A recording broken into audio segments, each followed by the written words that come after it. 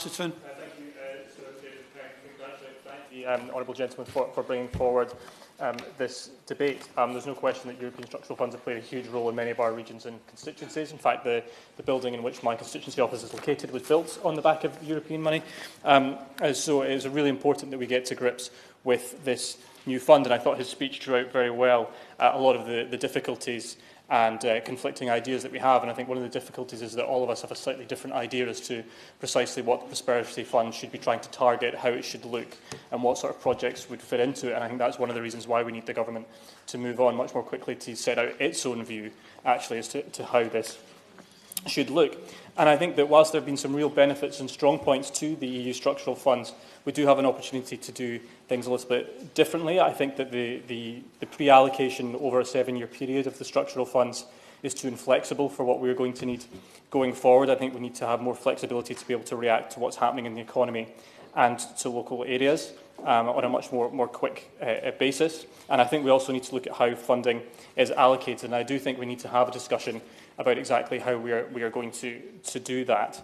Because what I don't want to see is a situation whereby the UK Prosperity Fund effectively becomes an England-only fund and money is passed on under the Barnett formula to the devolved nations under current funding formulas which are not ring-fenced, and then used for other things which are completely unrelated to the aims and purpose of the Prosperity Fund, or could be used to plug holes in other budgets. And that's something which is not a political point about a Conservative UK government and an SNP Scottish government. That's a problem that's going to exist whoever is in power in either locations.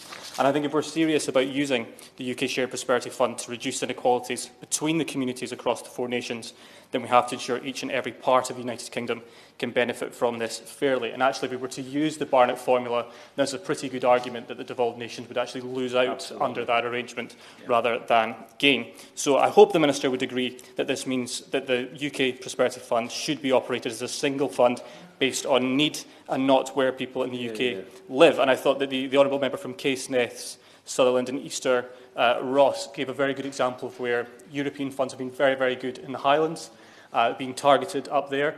If actually you got to a situation where you just had a pack of money which went up into the Scottish Government as part of the budget, there's absolutely no guarantee that a penny of that money would reach its way to the Highlands or be targeted on the sort of initiatives that it would have done under European arrangements. So I hope that we can get a few answers about the Minister about timing, about how they see the shape of the structural fund, how much money might be put in, and I do look forward to bringing this proposal forward because I think it's hugely, hugely important, but we absolutely have to get it right for all the reasons as the Honourable Member for Barnsley Central said.